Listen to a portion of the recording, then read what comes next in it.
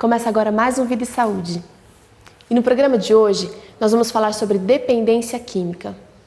Será que você é um viciado e não sabe? Por que tantas pessoas utilizam substâncias químicas que não têm nada a ver com alimentação ou necessidades fisiológicas? E como isso pode afetar a vida dos usuários e das pessoas que convivem com eles?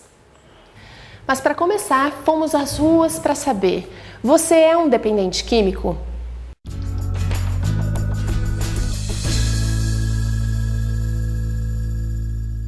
Os índices de busca por substâncias químicas como álcool e drogas está cada vez mais alto no Brasil e no mundo.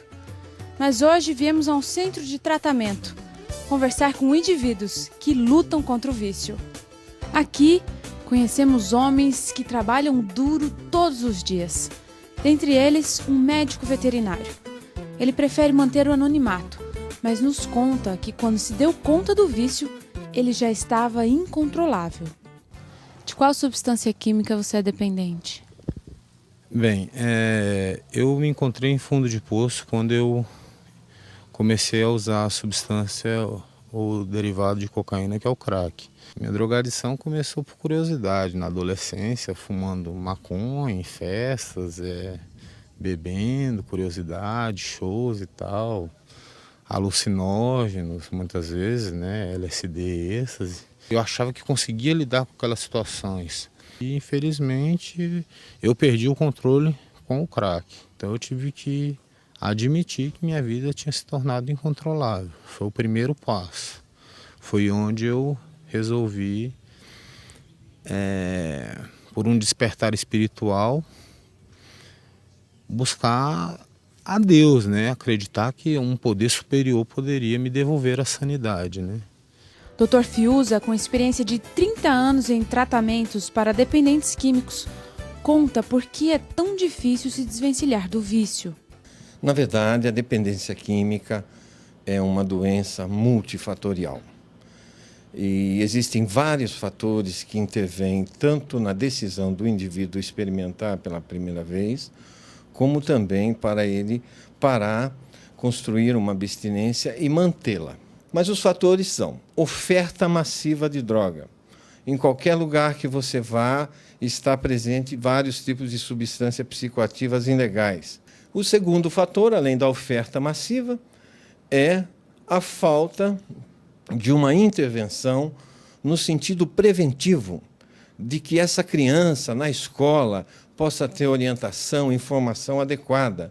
Então, essa perda da autoridade materna, paterna, né, de uma criação com princípios morais, espirituais, sociais e familiares bem explícitos e efetivados, é também uma das situações, eu diria até a mais grave. Também a ausência de uma legislação efetiva que se volte para a dependência, para o tratamento, é um outro fator grave.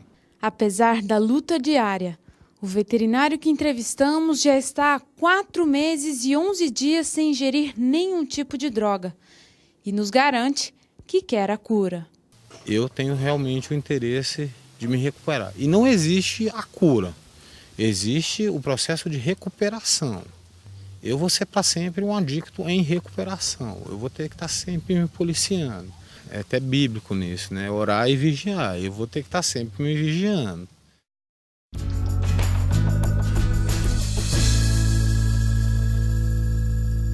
Para você que está tentando se livrar de algum vício em remédios ou substâncias químicas, ou está simplesmente curioso para saber mais sobre esse assunto, convidamos nossos especialistas para uma discussão no quadro Saúde e Você.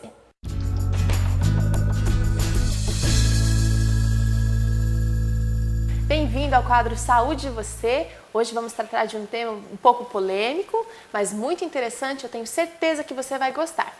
Eu quero começar primeiro apresentando para você quem vai ajudar a gente a descobrir informações e a conversar sobre esse assunto, que são os nossos convidados especiais. Eu vou começar aqui com a professora Isolda.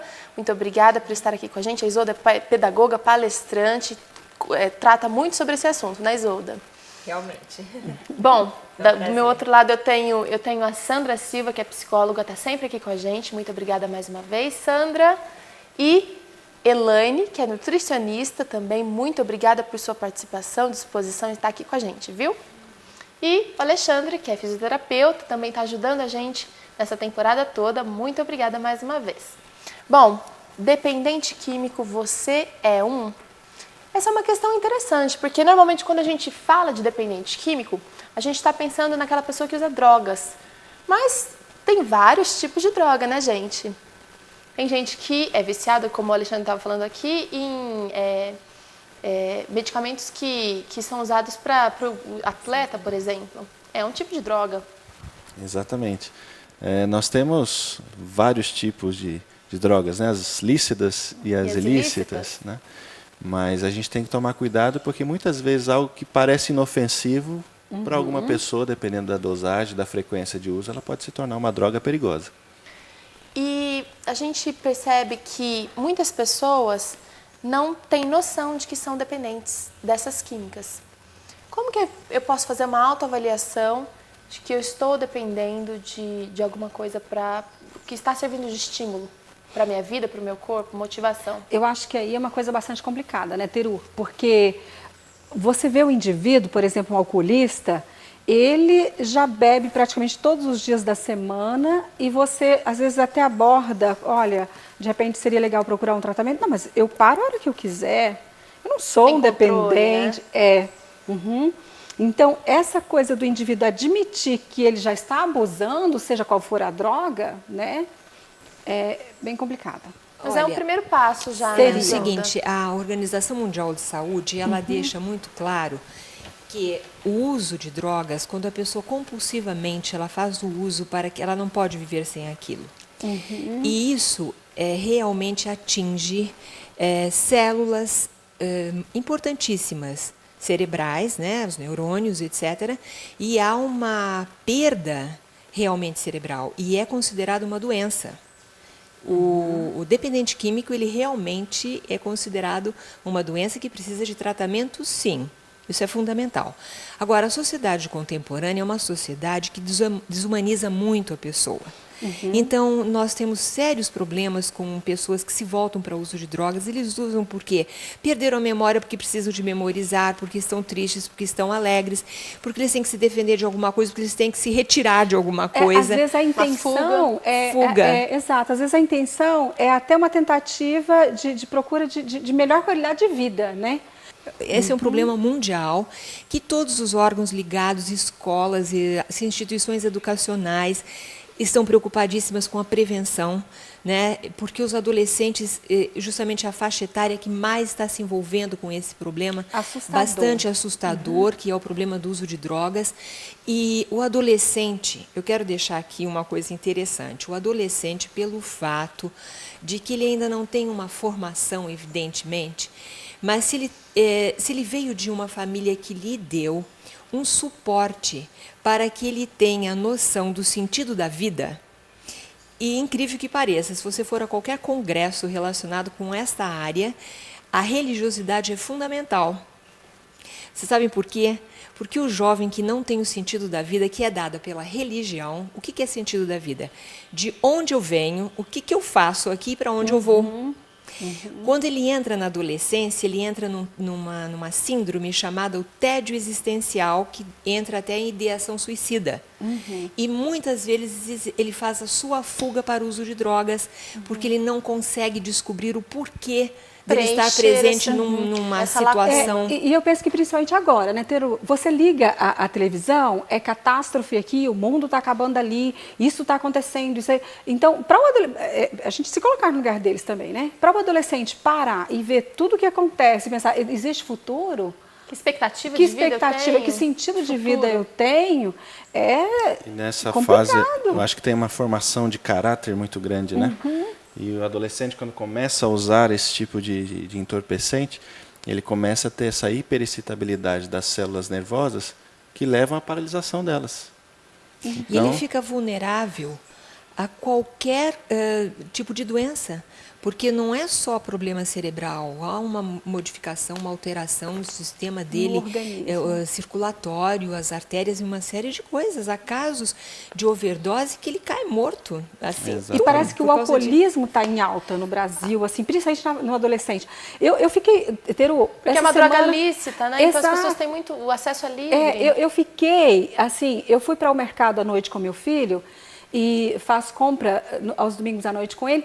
E incrível a quantidade de jovens, tudo com carrinho cheio de cerveja e de um monte de bebidas diferentes. E eu fiquei olhando, e meu filho falou, mãe, normal, antes de ir para a festa, eles enchem o carrinho, tomam todas e depois que vai. Então, esse é um hábito que eles estão desenvolvendo, né? E sai por aí dirigindo. Perigo não só para eles mesmos, mas para quem está em volta, né? Não sei se é pertinente até falar, mas assim, no Brasil é proibido a venda de bebidas para menores de 18 anos, como em outros países. Mas eu acredito que não tem a fiscalização o problema devida, do Brasil, exatamente. Né? Foi muito bom vocês terem tocado, Sandra e Alexandre, terem tocado no problema do alcoolismo, porque é mais grave do que ser dependente químico de drogas, maconha, cocaína e crack. O problema do Brasil é o alcoolismo. Eu quero deixar isso até para os pais, sabe? Porque os pais assistem de uma absolutamente passivos diante dos filhos, comprando cervejinha final de semana, entrando em overdose. Os pais passivamente, sabe? O pai que chega em casa, tira o chinelo, pede para o filho trazer da geladeira. Filho pequeno, traz uma cervejinha. Vocês têm que entender isto, que na cabeça da criança ele está entendendo assim. O álcool, a cerveja está ligada a momentos de prazer, de relaxamento, é algo bom. E essa criança... A paternidade, muitas vezes, sim, né? O meu pai, que é o meu herói, ele faz uso disso, eu também farei. As famílias assistem isso passivamente, elas acham bonito que o filho até use. Parece, e o adolescente adora pegar uma garrafinha, uma latinha e sair nas festinhas com aquela latinha. Até diminui a timidez, né? A timidez deles. Ele não tem coragem desse enfrentamento, mas depois de algumas cervejas, uma fuga. Acho que por isso que essa parte da fiscalização, não só por órgãos legais, mas pela família, não aconteça, porque os pais tentam fazer com que, dessa forma, a droga dele não seja tão... Não seja errada tão... Não, até as crianças podem, não tem nenhum problema. Então, exato. Bom, o nosso papo vai continuar daqui a pouquinho, a gente vai para um rápido intervalo e daqui a pouco você confere aqui no Saúde Você um papo sobre dependente químico. Será que você é um? Não perca, a gente já volta.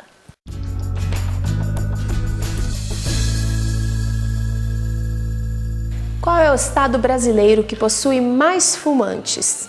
A. Rio de Janeiro. B. Amazonas. C. Rio Grande do Sul. Ou D. São Paulo. A resposta você confere logo após o intervalo e tem também a continuação do quadro Saúde Você. E ainda hoje tem uma receita vegetariana com o chefe André Berti. Não saia daí porque o Vida e Saúde volta já.